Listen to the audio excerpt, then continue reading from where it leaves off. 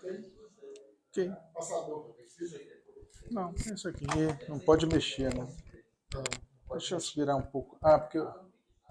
Pô, não vou poder sair daqui também, né? Então tá. Tô sem a bateria, mas tudo bem. Tem bateria. Tá cheio. 10h24. Vamos lá? Transmitindo? Sérgio, tudo bem?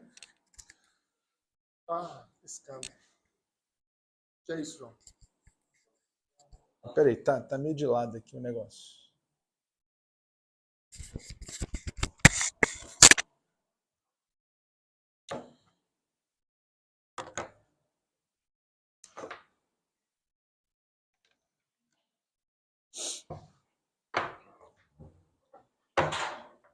Bota virado para cá, sim. Bota virado para mim, aí eu consigo ver.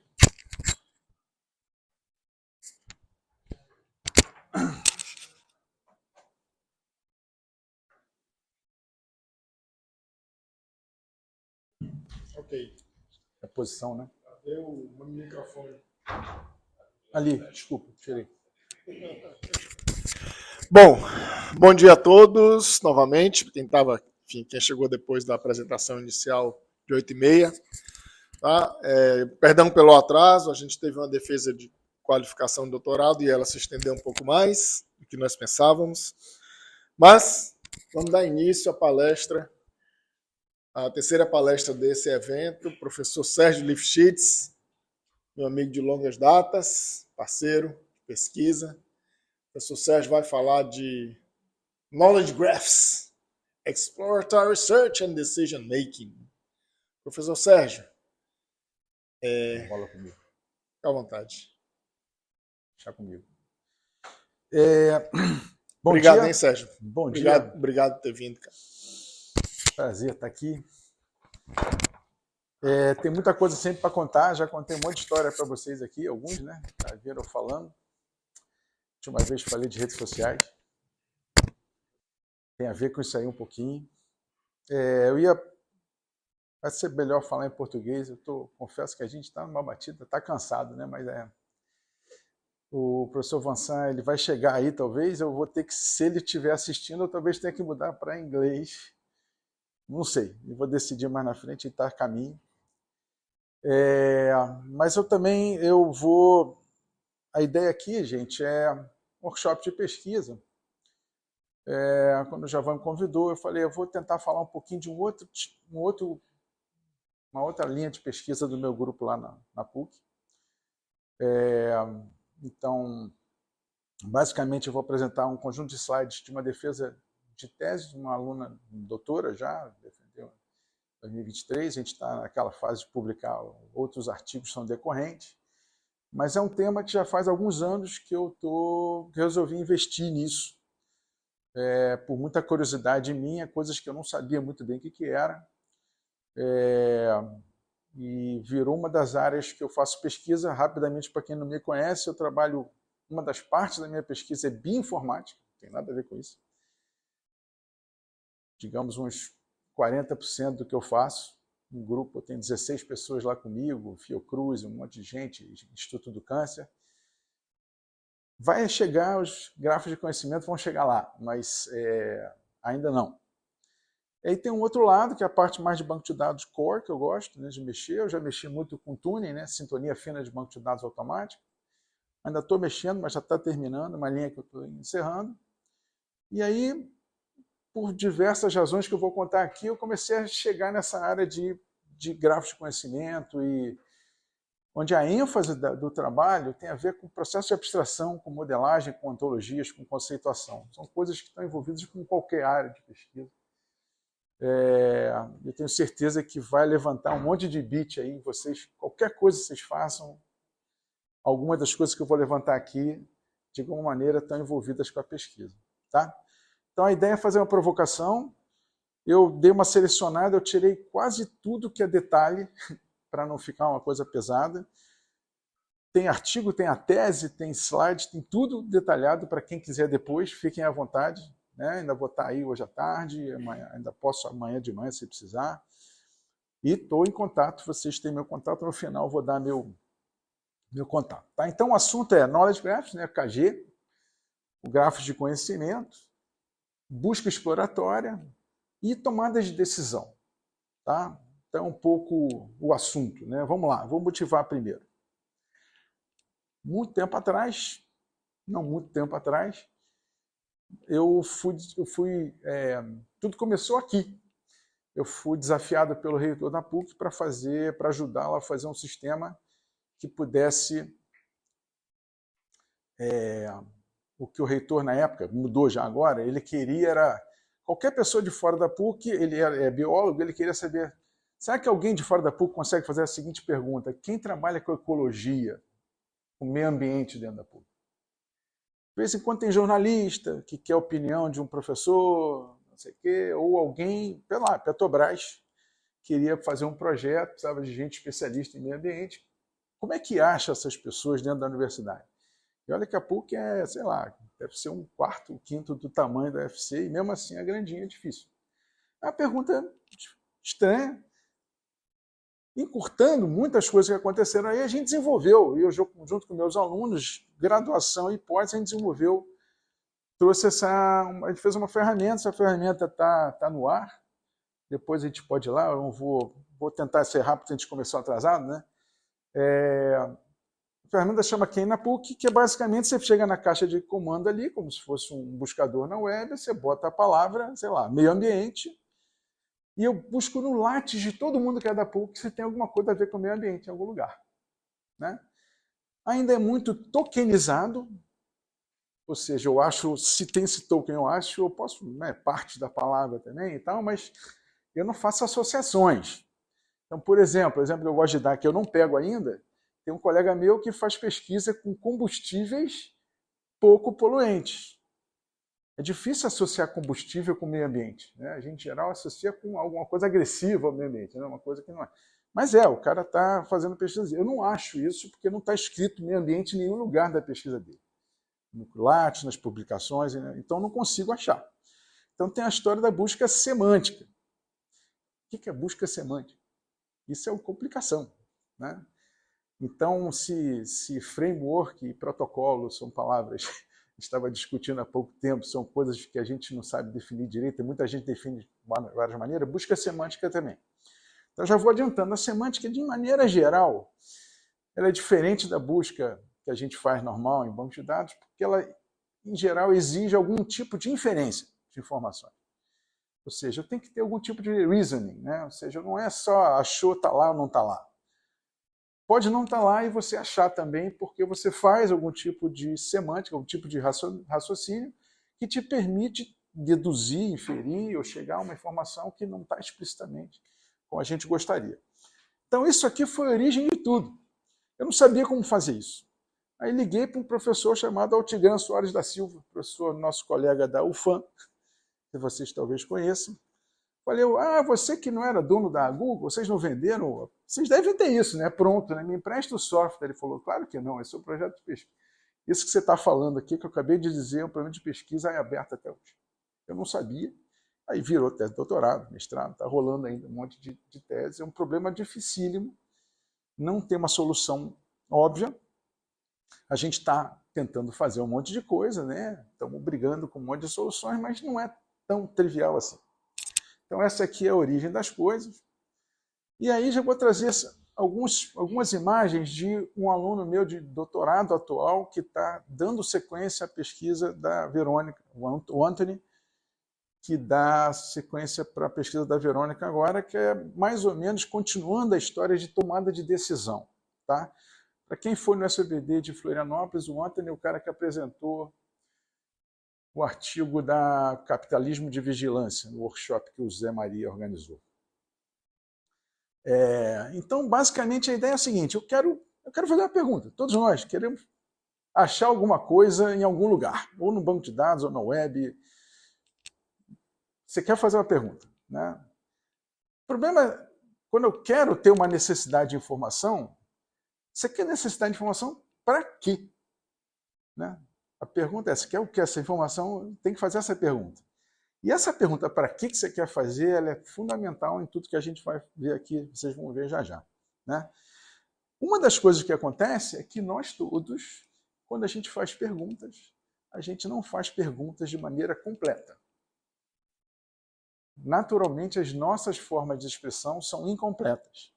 O que os bancos de dados, os buscadores na web, os sistemas que a gente conhece existem, eles tentam completar. Eles tentam adivinhar o que a gente quer. Né? Mas existe. Como é que eu faço para melhorar a performance? Do que? Como é que eu submeto essa aplicação? Qual a aplicação? Aonde? Como? Qual é o teu objetivo? Tem prazo? Tem tantas outras perguntas que a gente faz junto. Né? Eu estou precisando de informação do clima, mudança de climáticas. Então, nem sempre as coisas são tão claras assim. Então, em geral, eu trago ambiguidade na pergunta. Às vezes eu pergunto alguma coisa, pessoas não entendem precisamente e arriscam alguma resposta. A gente tenta, né? Máquina também, né? Pode ser ambíguo, pode ser incompleto e pode ser impreciso. Isso acontece o tempo todo, vocês vão ver rapidamente, quando vocês pararem para pensar, que a gente faz isso o tempo todo. Isso é no nosso dia a dia, mas a gente vive bem. O problema é que na computação, ou dependendo da tomada de decisão que você tem que tomar, a consequência pode ser grave. Então, às vezes não é tão grave, às vezes é.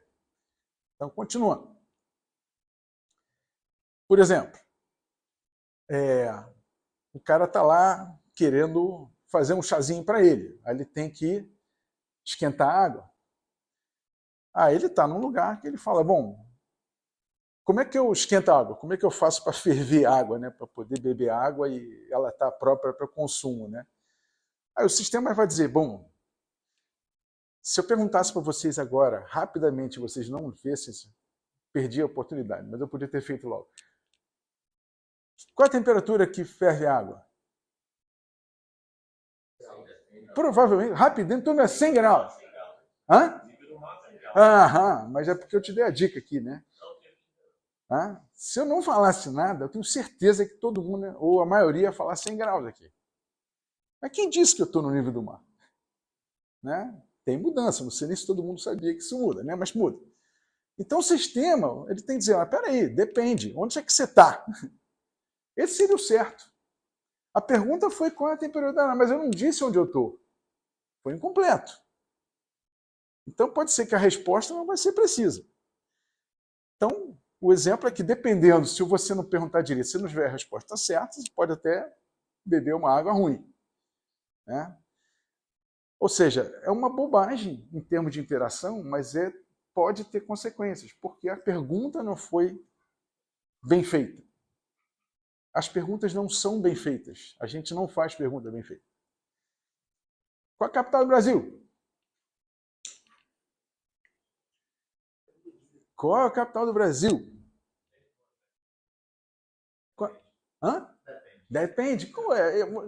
Você gosta de um sistema que responde depende? Alguém gosta? Eu quero uma resposta.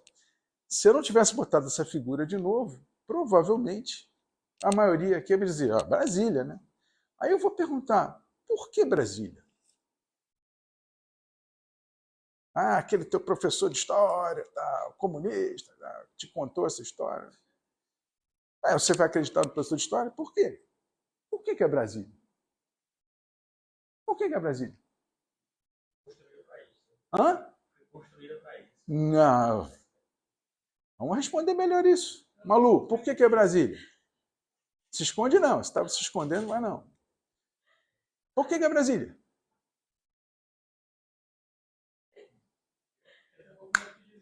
Porque existe uma... É o quê? Não! Porque existe um decreto de lei no país que a gente vive que disse lá, Brasília, a partir de 1960, sei lá qual é a data precisa, passou a ser capital. Se nós somos habitantes do Brasil e vivemos dentro da lei brasileira, a gente tem que aceitar.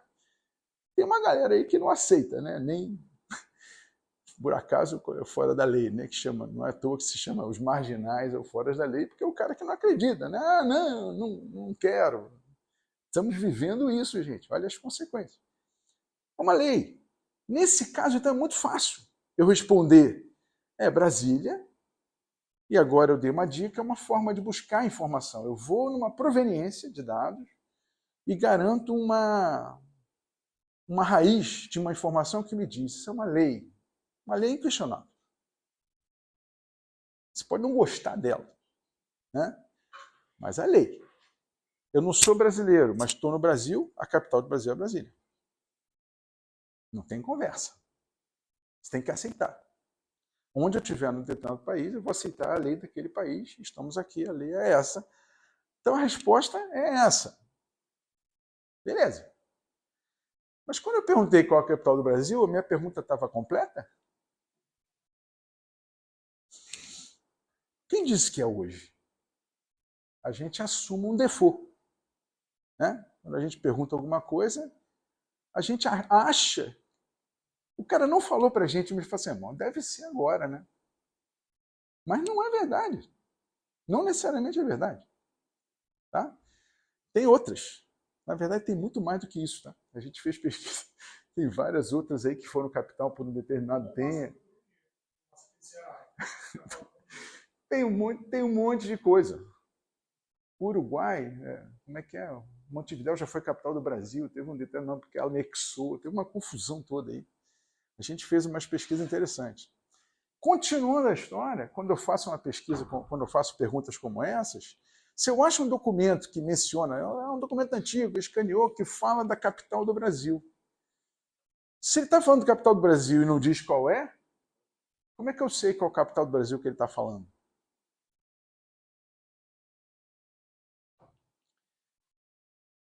Que seria o certo, identificar quando é esse texto, ou período. Se eu sei a informação do período, que eu não sabia, e eu sei dizer que durante os períodos tais são essas as capitais, eu sou capaz de responder com uma qualidade melhor. De uma maneira que a gente está começando a chamar de mais completo, o máximo que eu posso responder. Então, ao invés de simplesmente dizer a capital é tal, eu vou dizer as capitais são essas, o período é tal. O que te interessa? Você quer saber para quê? Para esse documento? A resposta é diferente. Na outra pergunta mais genérica, vocês iam responder Brasília, porque vocês estão assumindo que o default você está perguntando agora. Qual a cotação do dólar? Todo mundo vai pensar, é hoje, né? Está todo mundo pensando na cotação de hoje, né? Quem disse que eu quero saber a cotação de hoje? Eu não falei, não perguntei se é hoje, não perguntei se é a média. A gente se comunica o tempo todo entre pessoas de maneira incompleta. Entre humanos a coisa funciona muito bem, a gente se comunica, a gente vê, né, um pouco das expressões, essas coisas ajudam, muito legal. Mas com máquina não dá. A gente espera comportamentos repetitivos, comportamentos que não sejam aleatórios. Né? A gente não quer perguntar para uma máquina cada vez ter uma resposta diferente. Né? Se a gente fosse mais preciso na hora que a gente faz as perguntas, seria melhor. Agora, não é só a pergunta que é incompleta. A gente também tem bases de dados incompletas. E aí que a gente precisa, às vezes, das bases de informação, né, as bases de conhecimento, chama. E os knowledge graphs são nada mais do que uma estrutura de dados para representar, digamos, as famosas bases de conhecimento, que são as bases de dados com a capacidade de fazer inferências semânticas do tipo similares, que a gente pode chegar e fazer perguntas interessantes. Esse aqui é o único slide, talvez, novo, que nem meus alunos usam. É coisa minha. E aí, daqui a pouco, depois eu vou começar a falar dos resultados que a gente já obteve, mas a ideia é provocar um pouco vocês. Eu tenho essa pergunta há um tempão. Eu estou querendo escrever um artigo sobre isso. Decisões arbitrárias são obrigatórias? Então, vou dar um exemplo do futebol. Eu adoro futebol, sou tricolor no Rio de Janeiro, não sou Flamengo, muito bem. Tem que ter exceções. Aí, todo mundo que joga futebol, já viu algum futebol, algum momento, já passou por várias situações do tipo... O cara está lá, entrou na área, aí o atacante deu uma esbarradinha no defensor, falta, esbarradinha, bem encostada assim, falta, para tudo, perigo de gol, né? A gente brinca. Vamos lá.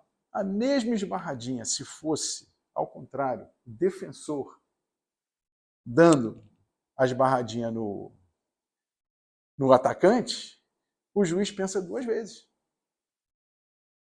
Porque se ele marcar falta, é pênalti. A mesma falta. Não adianta VAR ou não. O VAR vai mostrar a mesma esbarrada. Tá? O que acontece nessa situação? Eu tenho um fato, uma situação, que você consegue olhar, permite alguma interpretação, só que a interpretação permite 2 interpretações verdadeiras. Eu posso ter mais de uma verdade. A noção de verdade vai estar por trás da minha discussão aqui. O que é verdade e o que não é verdade. Tá? Por que isso? Por isso que eu preciso de um juiz. Sinônimo de juiz é árbitro, né? Lembra? O cara toma decisões arbitrárias. Arbitrária significa eu podia ir para lá, eu podia ir para cá. Quantos filmes a gente já não viu, americano, né, que tem o tribunal, os 2 estão certos, a defesa está certa, o outro está lá. Mas alguém tem que tomar a decisão. O cara vai preso ou não vai preso? Qualquer decisão, alguém tem que tomar, e isso muitas vezes é arbitrário. Tá? A gente também faz isso em sistemas. Toma decisões arbitrárias. E pode ser que para sistemas isso também seja necessário. É o que eu estou tentando elaborar um pouquinho melhor. Inspirado em situações da vida real. Né? No futebol. Vou dar um outro exemplo de futebol, que outro dia tem um colega nosso, alguns conhecem, Giancarlo Guisardi, lá, mora na Europa, mas é lá de Vitória, né? Originalmente. E eu contei para ele, ele trabalha com isso, ontologias, com conceitos, com fundamentos, modelagem e tal. Aí ele começou a falar, a gente estava tentando discutir um pouco sobre essa ideia de procurar um ground truth, né? Eu sempre vou procurar uma proveniência, um registro de que aquilo é verdadeiro, absoluto, né? Eu tenho uma garantia, né? E aí teve uma hora que eu falei assim, nem sempre eu vou conseguir ter sempre essa história. Então eu estou lá, eu sou um atacante, vou marcar o gol, vou botar aqui. Aí vem aquele zagueiro brutamonte, gigante, o cara levanta o pé, o pé já está no ar. Eu sou um jogador. O Pelé era assim, né? O Pelé dizem que era craque porque ele sabia, não se machucava. Né? O cara vai lá, o cara vai me quebrar, eu vou fazer o gol, eu vou quebrar a perna, eu pulo, né? Muito jogador faz isso, né? Assim, o cara quer preservar o corpo dele, é muito mais importante. E ele não faz o gol. Ele pulou, perdeu a bola, e o cara não toca nele. É falta ou não é falta? Marca pênalti? Marca... O que eu faço, né? Tá lá evidente, né? Aquela história. Lembra do... Vou misturar, hein? Da teoria do domínio do fato. O professor lembra disso? Vocês lembram por que o presidente atual Lula foi preso? Pela teoria do domínio do fato. Ninguém provou que ele fez absolutamente nada. Não botou dinheiro no bolso e tal. Mas ele sabia de tudo. Ele tinha que saber de tudo. Então foi preso. Não estou julgando a lei. A lei existe algo no direito que se chama teoria do domínio do fato. É uma interpretação. E ganharam. Botaram uma pessoa na prisão mais de 1 ano. Depois mostraram que estava errado, mas perder a eleição, enfim, várias consequências importantes. Tem a minha opinião pessoal, mas não importa aqui. Eu estou trazendo uma questão que acontece na prática. Naquela época, então, não existia nenhuma prova. Se existia evidência, eu vou fazer a falta. Mas eu não fiz. O que eu faço? Né? Como é que eu tomo essa decisão depois? Quem falou depende aí alguma hora? Depende. Esse depende não é legal. Se eu tenho muitas verdades, o depende não é legal. Mas existem as múltiplas verdades, então eu tenho que lidar com elas. E qual é a diferença? É aquele no início que eu falei. O que você quer fazer com a decisão é que interessa. Voltando ao negócio do pênalti. Se o cara marca a mesma falta do ataque, ele marca todas as defesas, quando o defensor faz, vai ter pênalti, 10 pênaltis por jogo. Mas ele tem uma tomada de decisão. Se eu marcar, tem uma consequência. O que eu quero fazer com aquela informação? O que eu quero saber qual é a capital de Brasília, onde? Por conta do documento. Qual é o objetivo disso? Tem 3 verdades, tem várias capitais de Brasília. Depende do tempo. Aí entra a noção de contexto que eu vou também colocar, ou seja, contextualizar a informação. Estava falando, né? Isso envolve todas as áreas que vocês estiverem pesquisando. Isso é modelagem, ontologia, conceitos, fundamentos de informação. Eu consigo sempre isso, chegar em algum lugar que eu vou recorrentemente chegando até que um ponto e pronto, matou. Quase como se fosse um axioma, né? O problema é que tem coisas que são artificiais e outras não. Oi? Alguma pergunta até aqui? Beleza? Esse negócio de ser verdadeiro, o que é verdade, o que é verdade, essas coisas não são novas, tá? Mas são discussões que, na filosofia, o pessoal nada de braçada. Muitas verdades, qual que é boa, tem vários tipos de verdade, a gente aqui vai adotar uma. Mas isso aqui é, por acaso, um artigo recente que eu consegui ter acesso, envolvendo redes sociais. Ou seja, muitas das coisas que eu falei aqui tem a ver com por que muita gente repassa fakes. Eles não acham que são fakes, eles acreditam. Então, muita gente, levanta a mão quem nunca repassou uma informação que depois viu que estava errada, né? Toda hora. Amigos meus conscientes, que eu falo, cara, não repassa nada antes de você checar. Né? Não é só o pessoal de lá, do outro lado, que faz bobagem. A gente também faz. Toda hora. Existe uma noção de trust, de confiança. Quando o Javan, que eu gosto muito, e acho um cara sério, me passa um treco, se eu tiver com preguiça, eu vou estar plenamente, e vou. E posso repassar uma coisa que, sem querer, ele passou porque ele recebeu de alguém e ele estava com preguiça e passou à frente. Né? E a gente vai repassando e vai fazendo coisas. Então, aí tem toda uma classificação. Como é que eu avalio, como é que eu considero. Né? Olha como é que essa coisa é complicada. Tá? Então vamos lá. Motivando, agora eu vou falar um pouquinho mais de técnica. Eu estou usando agora os slides mais da Verônica, né? Mas é isso. Não é. Eu acho que esse ponto é uma decisão. Eu não deixaria no mundial. E não precisa ir muito longe, né? Tem tantos exemplos dessa história de algoritmos, né? Os algoritmos enviesados. É isso. As consequências são enormes. As pessoas são mortas em prisão, né? Espancamentos. A gente tanta história ruim dessas decisões não bem fundamentadas, né? Mas, bom, é importante saber que existem vários tipos de teoria de verdade na filosofia, eu não conheço todas, essa aqui eu estudei um pouco mais, e o nome dela é pragmática no sentido de que eu estou interessado em usar a verdade contextualizada para uma tomada de decisão. Então, a pergunta que a gente sempre, hoje eu já me faço é, você está me perguntando isso para quê? Você quer saber a cotação do dólar? O que você quer saber? Você quer trocar no câmbio hoje? Tá bom. Né? Está faltando informação. Você tem que contextualizar. E o que é trust? Que é confiança. Né? É você ter uma base, algum tipo de base de conhecimento que te dá a confiança daquela informação que a gente continua. Can I trust you?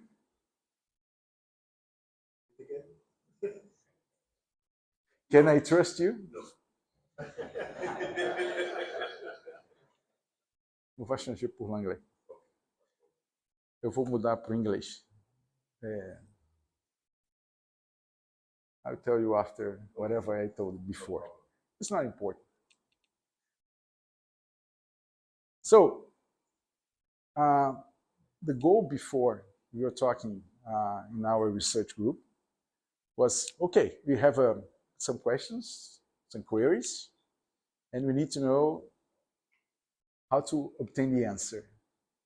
Somehow contextualized, somehow based on a truth, some truth storage, something like trust storage. This is something you might know what we're talking about. I want to do some lookup. I look for some information. I have some meta information that gives me the completeness of the information I want. And so the process is kind of we start there, then you go to some exploratory search, which goes, sometimes you make some other questions, you get some answers, you get some collaboration, and you might be able to learn. If you're not satisfied, you can continue, you can keep your investigation. So this is the process of information seeking. I'm looking for some information. One question. You have human in a loop. How is the exploration done? Like, is it query augmented, or do the you need input from the I have to start with something. Yes. But you can also augment the query. Yes, it can go. It can explore, but there's someone taking a decision. Someone is seeking for the information.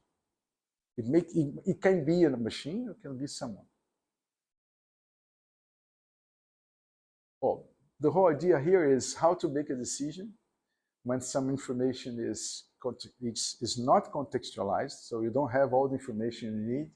So how can we help this system of questions that are not precise, maybe ambiguous, maybe incomplete, and when you look at this information you have available, that is, where is this available, is also incomplete, maybe ambiguous, maybe not contextualized.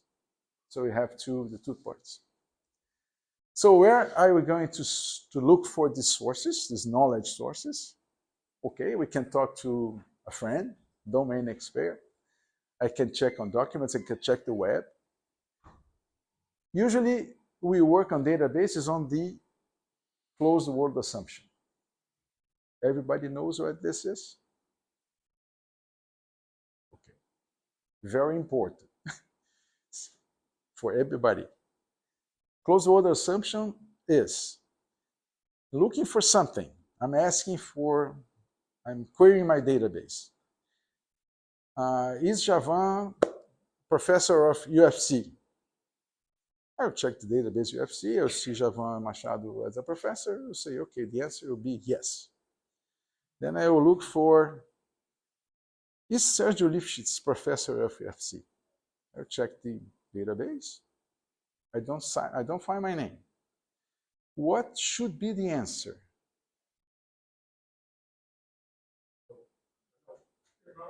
I don't know. The correct answer for humans is I don't know. I didn't find him. You're not in that database. The only thing I said, well, I didn't find him. You didn't find that no was the answer, right? You didn't find the Sérgio is not a professor. The answer should be, in Portuguese, não sei. Maybe I didn't find him. Maybe the person that registers all the names of the professors, he didn't finish his work yet. So I don't know. Maybe he'll eventually become a professor. Probably he spelled your name. Anyway,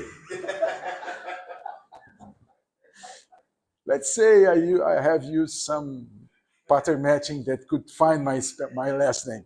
Anyway, the correct answer would be, I don't know. But we don't do this. We use this assumption, this hypothesis that says, if it's not there, we say no, it's false. It's strong, right? But it's useful. Because if not, we have to have in the database of UFC all the professors that are actually professors, and we had to add my name, Vincent's name, and everybody in the world that's not professor at UFC, Register, he is not a professor. He is not a professor. This is the only option.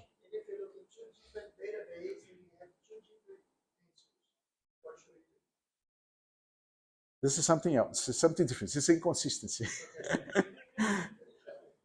But just to confirm, for those that didn't know this, we use this all the time. All the time. Okay? It's natural. In programming, when you started learning Python and let's look for an element in a list, if you don't find it, you say I didn't find it. Okay? You close your world to see whatever is there is true. Whatever is not there, you consider false and not unknown. Should be unknown. But this is a simplification of the logics, which is helpful for us. The open world assumption is actually the opposite of what I said. I have to complete the world to state exactly what is false and what is true. So I have all the answers.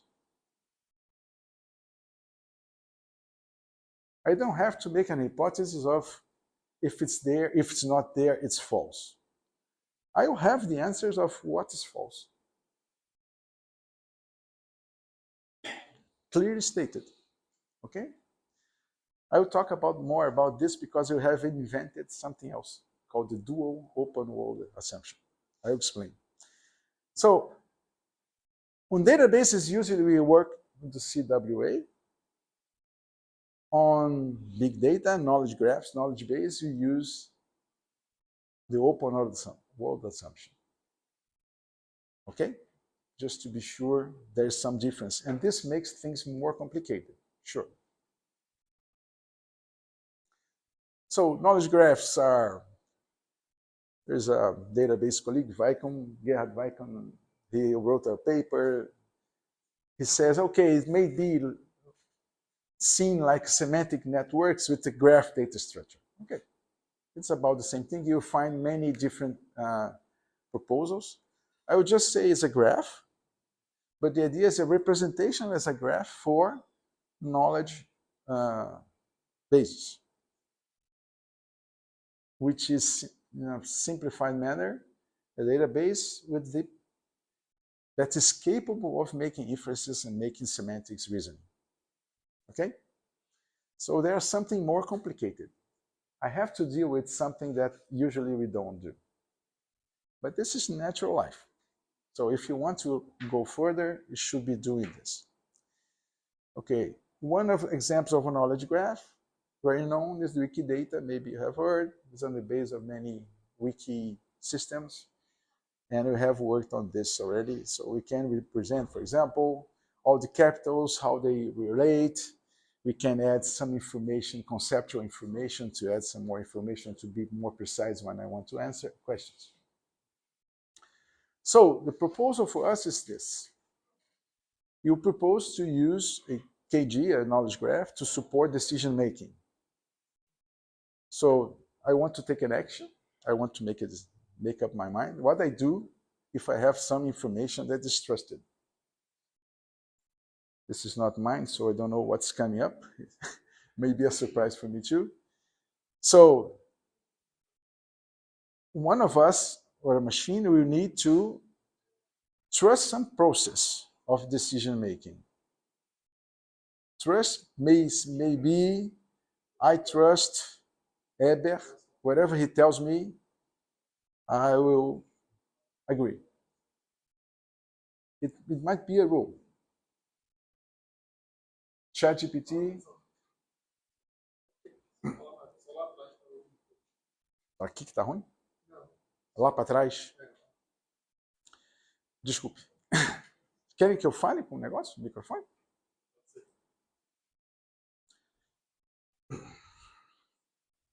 Eu estou vendo um agito aí, mas não sabia o que era. Alô.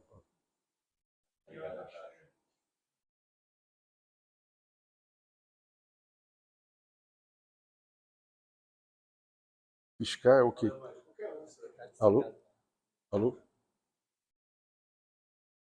Tá piscando. Ah, agora foi. Alô? Alô? Desculpa, eu não sabia. Vocês podiam ter reclamado antes. Então, vamos lá. Sorry. Switching to English again. So I have to make a decision, have to take an action. I'm looking for some information that will give me the basis to take the action.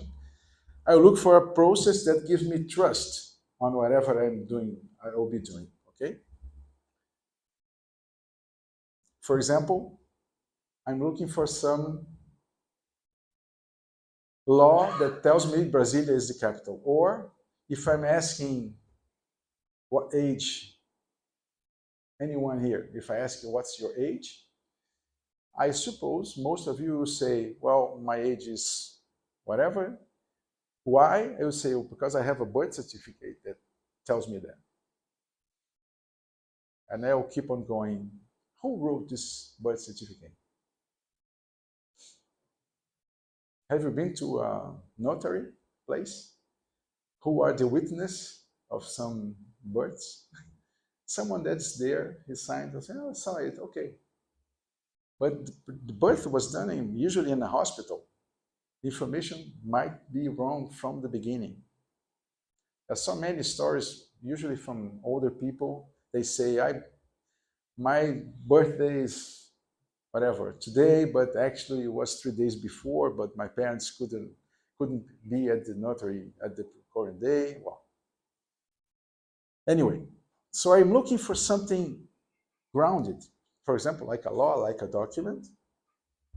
And so the whole process is, I'm looking for data information, completing. And for this to have a process, a trust process, I need the metadata that completes the context, some policies that I have to watch, that I have to respect. So the problem is a bit more complicated than simply asking the database and answering something that might correspond to your use. If you want to make a good decision making, you have to have some better support. And we are proposing to use a KG for this. Okay, so the knowledge graph is actually something that involves much more than a database. You have much more information. So the problem statement for the thesis, that's already defended, everything is fine. So if I have some information that's contextualized, that supports trust in the knowledge I'm looking for, how to effectively model and retrieve information that is also contextualized to be employed to implement the criteria of trust. Guarantee I'm making a good decision, that I trust it. Particularly, sorry, I cannot read it very good, sorry about that. So the idea is, the instance of this general problem statement is how can I improve the support of the KG, the knowledge graph, for decision making. So I'm just looking for a special case of the general problem, but it's the same thing, just using some support that they propose to use. So just, okay, also moving ahead, many details. We are proposing some kind of architecture. This architecture is called the context augmented knowledge graph based decision. So the COA KG is the approach we are proposing. So we are augmenting a knowledge graph with context and trying to represent this to be the base of the technological base I can use to answer my questions. So say here, if I ask, what were the capital cities of Brazil during the Brazil Colônia, a period of time, specific period of time. So I asked my engine, my knowledge graph engine. This engine have rules for making decisions, for making reasoning. I have some context mapping. Usually context will be temporal, geographic space, provenance. We can add many other contexts as I want. But these are the most known ones. So I come back, and then I have a contextualized answer. So the idea is, instead of just answering anything, I try to answer the best I can do on the basis of a trust layer, also something important here, and on the basis of information that's more contextualized, more prepared, more complete than usually we have. And then afterwards, I have to take a decision, make a decision. Maybe the decision is that someone is asking the same questions will not be the same one as you would take. But all decisions in this process could be considered correct. This is the whole idea. I will have some trust layer, okay? Okay. Sorry, can I just ask a question about the lesson? What are the policies? And the policies are what is the restrictions? What are the what is involved during the process of making the decision? So there might be some limitations. Say, for example, I don't have 5 days to answer. I need to answer quickly. I have some restrictions to involved in the law. So I have some policies involved in the trust in the whole process. Sometimes you have to make a decision. We cannot wait to make the best of the decisions I could take. Sometimes I have to take a decision right now. So there would be policies that are general for the whole system, that are domain dependent. It's related to the trust, to the trust policy, to whatever you base your decision on. It can be a system, it can be rules, it can be someone, it can be many different agents that oriented your tasks. Okay, so something else that we have proposed is now it's the different open world assumption we call dual open assumption, is a variation. And basically what it says is, even if the data is in your database, even if you see it there, you cannot trust it as the true proposition.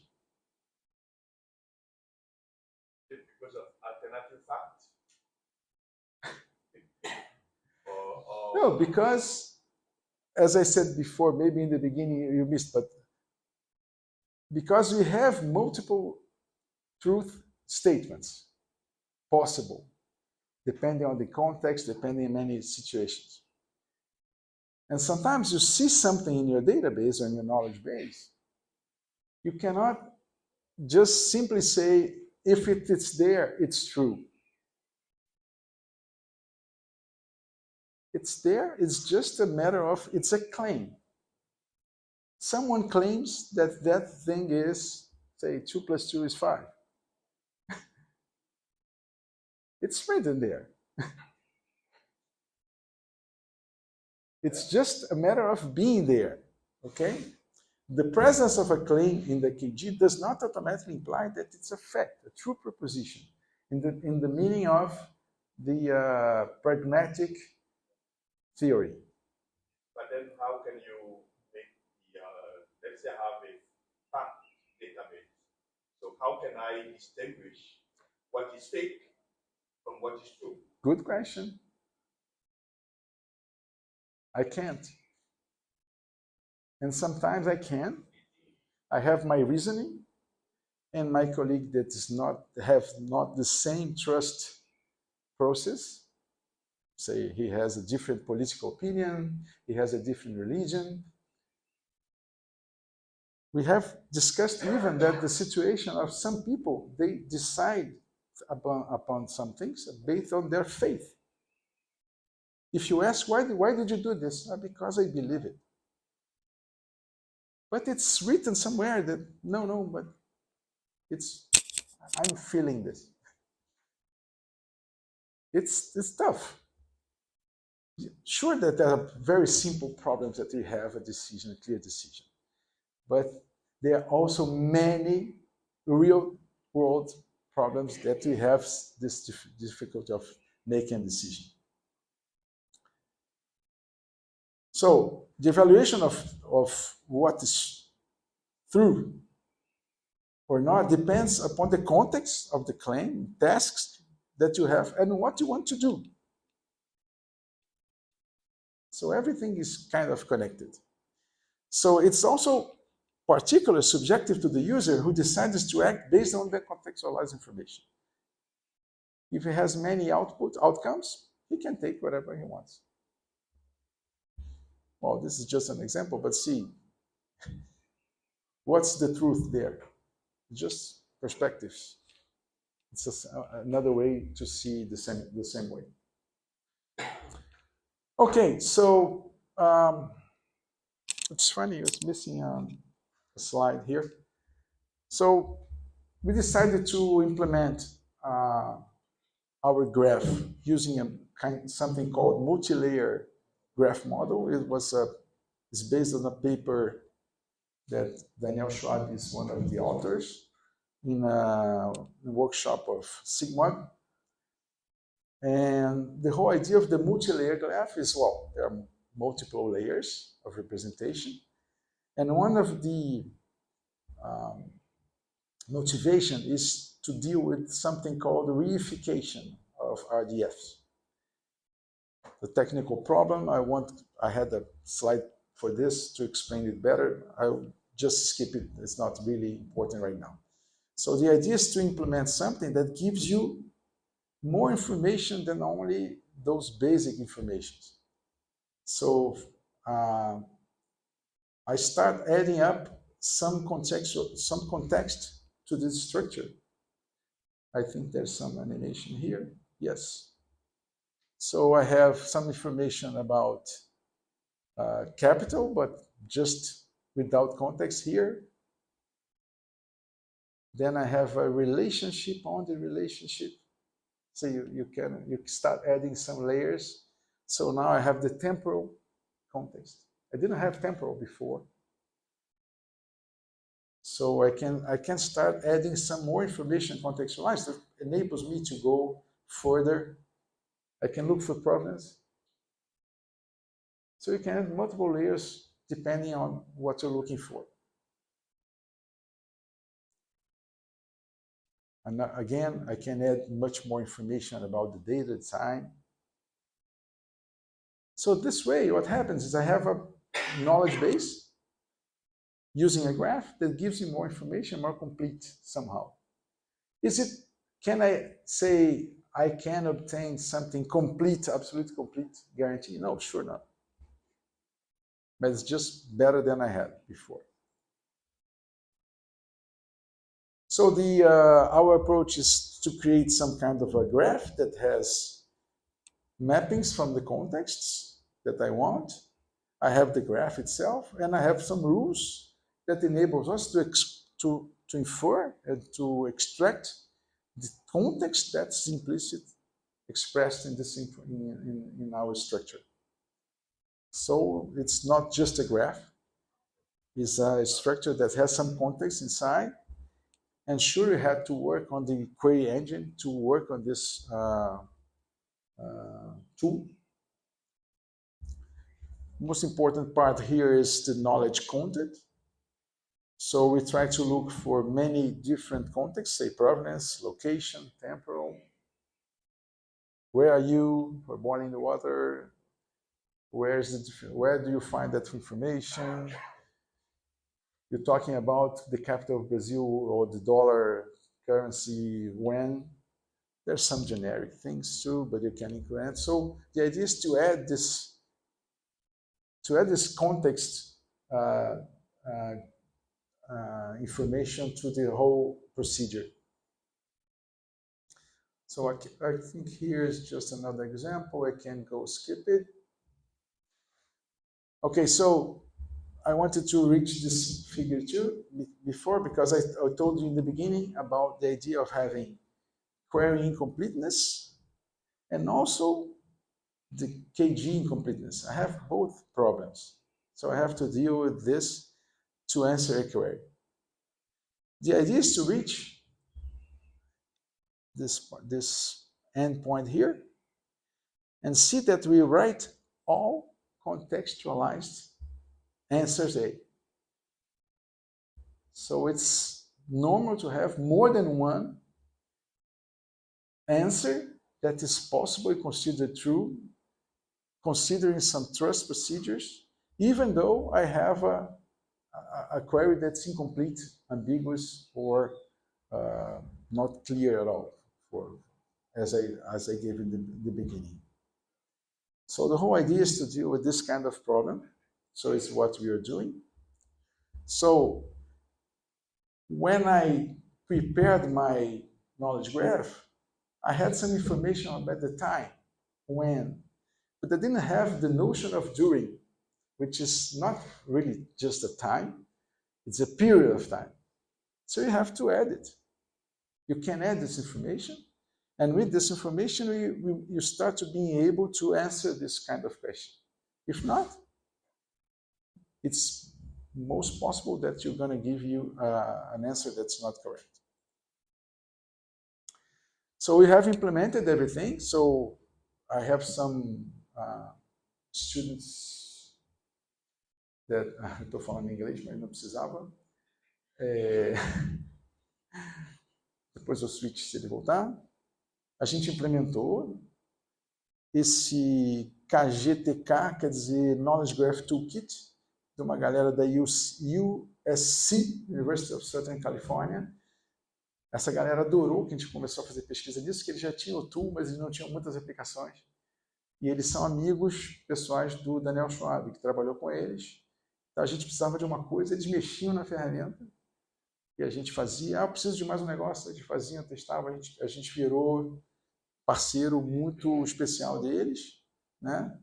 A gente trabalha com arquivos do tipo TSV. Nesse momento, hoje de manhã, eu já vi uma mensagem de uma aluna minha de iniciação científica, desenhando grafos. Desenhar grafo é difícil, né? Para poder ficar claro quando tem muito nó, muita aresta, né? A gente está usando ferramentas para poder explicar. A gente usa os TSVs gerados pelo KGTK. Já nos perguntaram quando a gente mandou um artigo, por que a gente usou o KGTK e não usou o Neo4j? Por que eu não usei uma outra ferramenta de grafo, né? Esse cara implementa o multimodal. Eu preciso do multimodal. Sorry for this. It's okay. I was just speaking Portuguese. I can understand. It's kind of nonsense to speak English when everybody speaks Portuguese in the same way. It's okay. So we have implemented this. It's something available for free, if you know, but it's just very useful for us because they use the multimodal graph structure that we needed to express whatever you wanted. So this is just an example of the kind of things we have. We have the nodes, the labels, the ID. The labels will be the labels in the edges. So we have, see, we never say we have the truth. We have claims, argumentos. I'm not saying this is true. It's just a claim. It's up to us, to the knowledge graph, to the decision makers, to make it be some action effective. Sometimes it can eventually never become an action if you decide not to trust in this procedure. I was just wondering if that can be the base. So let's say I'm doing fact check and I want the database that tells me what is true, what is false. How can I implement it with what you? There are many fact checkers. Yes, but so. And you decide whichever you trust. Yes, but that's what I would like to use that. Like, okay, have a knowledge graph that will tell me this is here. This tuple is saying something that is true. This one is saying something is false. I don't say.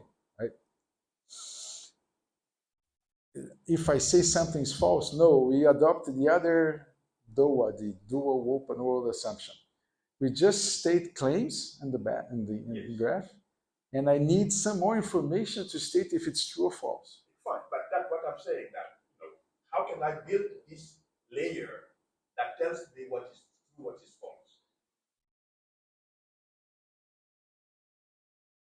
How can I build? Yes. Well, with the knowledge graph, the contextual knowledge graph.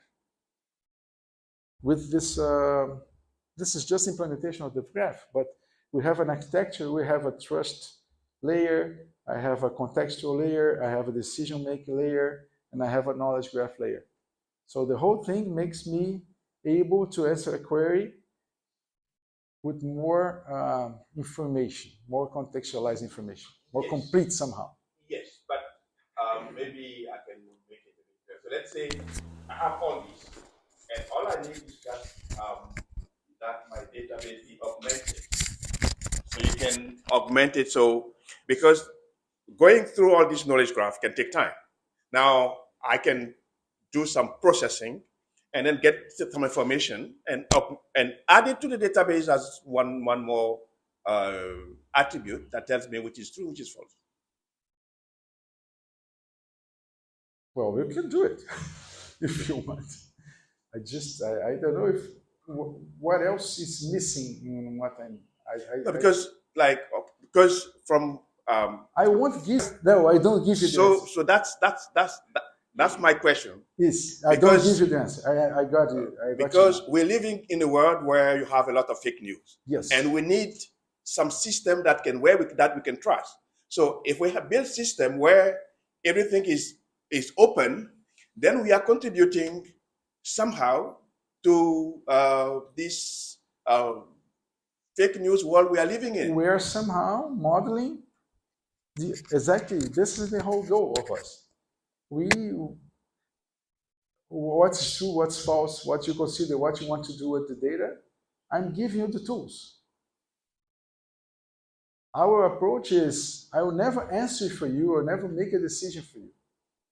You make the decision on. You are the judge. Okay, I'll let you continue. Maybe I'll ask later. Okay, but I don't give you the answer. If you're asking me, do I give you the answer, what's true, what's false? No. I give you many possible true statements. But again, this is what we have currently on the internet, in social media. If you go there and you want to know if vaccines work, you'll have plenty of information. Exactly. If you want to say that vaccine doesn't work, you have plenty of information. So, but then that doesn't tell me what is true, what is false. Yeah. It's the life. It's what we have. That's why you're looking for something that's more complete somehow to help to make the decision. The web is not the appropriate tool. That's clear. So maybe one day the web would use some kind of knowledge graph to help reasoning on it. And this happens. We have Wikidata for that. Our examples we have used some examples on the Wikidata to show how this works. But it's just a small part of the world you are representing. So what I see here, the representation is I can have claims on some level, it's multi-level, right?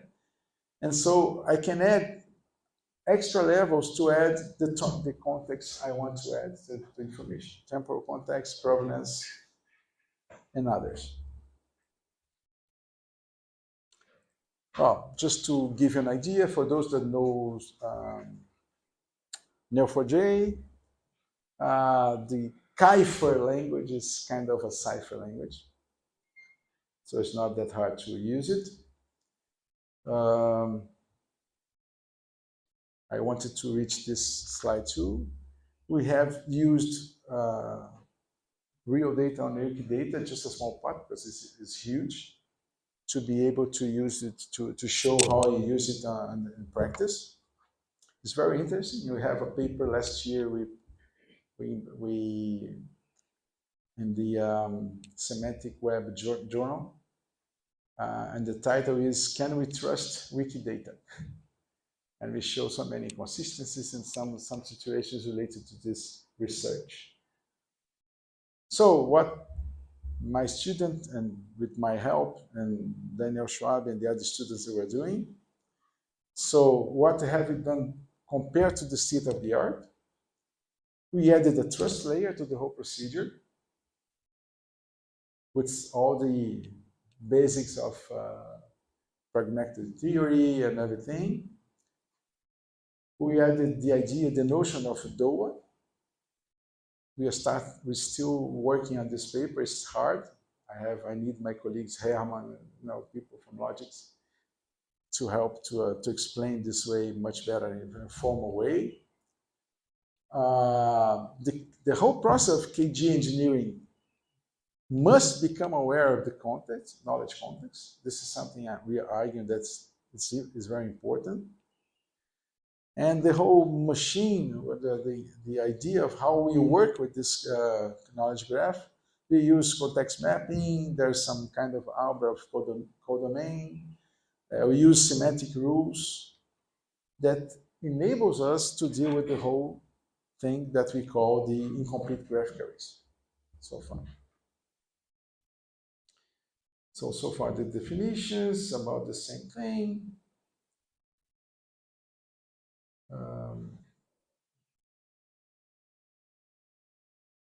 I think this is the last one. This is in Portuguese, I'm sorry. So what? I started exactly due to this thing. I have some colleagues that are philosophers. Marcos, you know one. He sent me a paper he wrote, and he wrote in Portuguese, like Introduction to Philosophy, something like for general public. And I just put these two extracts there. To examine something that's true, it's necessary once in our life, to put everything in doubt, the most you can. To examine the truth.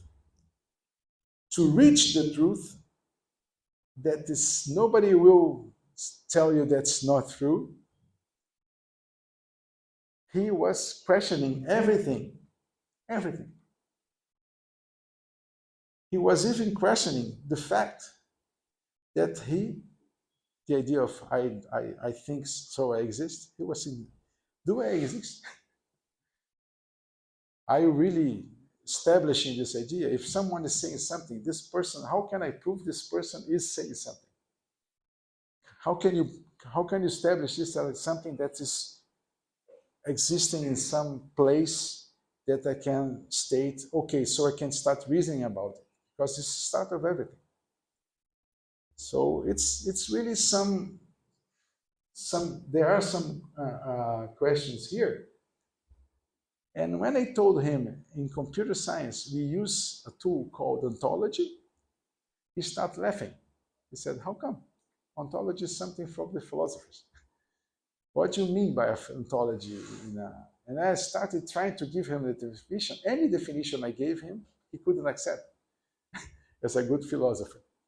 So there's kind of very important exchange with these philosophers to see if we can go further on the definition of what you can trust. So thank you. All the people that helped me with the slides. Question and answer, my email for those that want to contact me after. I will be here still for a while. And that's it. All right. Thank you.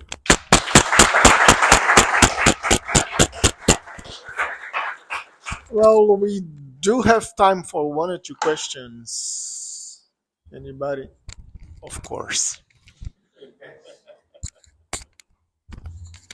Thanks, Sergio, for your presentation. I personally find knowledge graphs very cool. I worked a little bit with them some while ago. I have two questions. First one, you talked about decision making, but it seems to me like this approach can be used for general question answering. What makes it specifically for decision? Our definition of truth, the pragmatic theory of truth. It means that I'm not looking for any truth. I'm looking for a truth that makes me trust on my action. That's why decision making is important. If I'm just looking for an answer, I'm not doing anything with the answer, it could be a different reason. But in our reasoning, we think that when we ask something about, we are looking for some information, seeking for some information, actually we might want to do something after. Usually is what we do, but sometimes not. Philosophers, sometimes they ask questions, they don't even know the answer. They just want to ask the questions, the good questions that makes us think. But for us, the decision-making process is very important, because the idea is I'm going to offer you all the trusted-based answers, contextualized, so I have more information than usually I have, and you, the user or the agent that is using the system, is responsible to make a decision.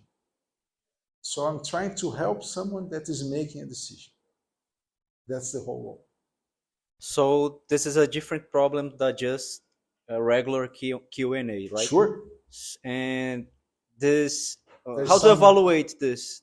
There's some benchmarks for decision making. This is very difficult also. So we have done some experiments with Wikidata. That's a knowledge graph, a knowledge base, known knowledge base. But everyone says we have to evaluate this with general public to see if this structure really helps people to make decisions. We know that it's very hard to do experimental analysis this way, but it's like people do. For example, I have worked with tuning, automatic tuning, and one day someone said, Sérgio, you have to give your approach to actual DBAs to see if they think it's useful. And I always question myself, how can I do it correctly, not being biased? Like, it's tough, but we have to do it. We will have to do it. This is one of the future steps, and we will try to do it. Okay, thanks. And my next question, you mentioned a paper. I did not understand if you published this paper about trust and Wikidata. Yes, it's published last year. Can we trust Wikidata? Can you talk a little bit more about it? I can give you. Okay. It's open. It's open access. It costs a fortune to publish, but it's open access, and it's very nice. It's very interesting. And yesterday, my colleague Daniel Schwabitz, a co-author, he was invited by it's iOS Press. They have now a system to disseminate papers they think they are nice to disseminate publicly, and they invited us to do it, and he did it. And I might put it in my LinkedIn because we want people to read it. So there are many people reading and citing it, but maybe it would be interesting for us to get some more feedback on this work. And it's very interesting, but it's just an example we have on the Wikidata. It's published. Okay, I was just wondering because one of the things that we do here in LSPD is to try methods to publish data that's differentially private. So there's some work that show that you cannot trust regular data, and can we trust DP5 data? It seems like a interesting question. So your decision making has a very specific goal. You might adapt some of these ideas using the same context-augmented architecture, and use it for reasoning on the differential privacy. I think it can be well adapted. It's something very general. As you see, I don't make the final decision. We create some kind of. I'm not interested in, like Vincent said, how do I know what's the truth? But no, I cannot state. It depends on the trust. I could say maybe, for me, I would say what is true or not. But if we are in a room and we ask the same questions, maybe you have different answers because it's contextualized in this way. But okay, maybe we can take it. I'll let some other people ask. But that is so. Let me ask a provocative question. So, if you don't want to make a decision, But that's the status quo we have currently on social media. So, okay, so the decision is left to the user. As I said before, you don't go to the internet to seek information. You go there to find what you want to find. Okay, but this is basically what you are modeling. But maybe if we can factor in some kind of authority somehow, a regulation. So it's a kind of context. Yeah. It's a kind of a context. But let me be clear. It's not that I don't want to make a decision. I want. But it doesn't care. It doesn't care what decision I make. This is my decision. Because I have my trust procedure. I have, all the reasoning I have. The only thing now is I might be offering those people that are making decisions to have better information, more contextualized, with, more complete than before. Because as I said in the beginning, I can show you after, we can start maybe.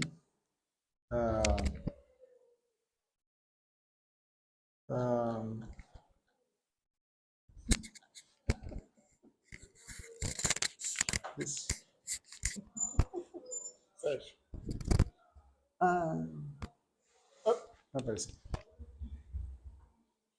In the beginning, I started with this. Our questions, the database, the knowledge base, whatever, usually are ambiguous, incomplete, and imprecise. This is the whole deal. I'm trying to help with a situation that is real. It involves fake news, whatever you want. I'm involved right now, I told Javan the other day, with a group in Goiânia, Goiás.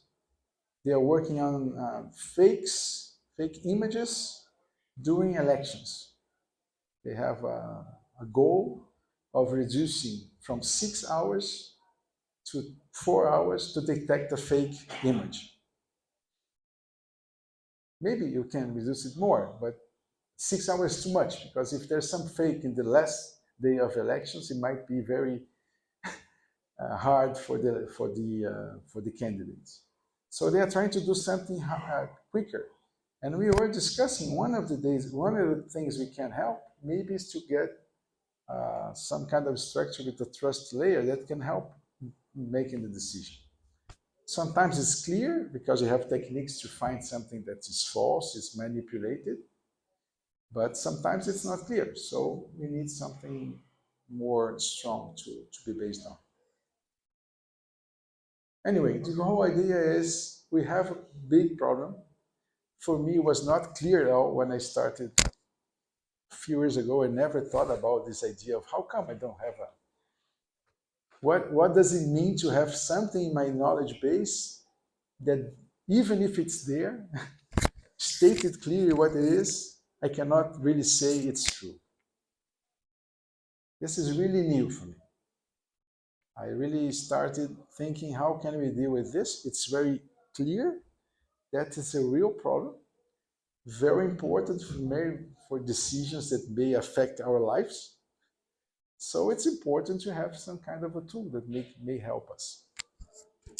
All right, we're running out of time. So Sérgio is going to be here for the whole day. So if you have any more questions, you can come to him and make questions. Thank you, Sérgio. All right. Congratulations.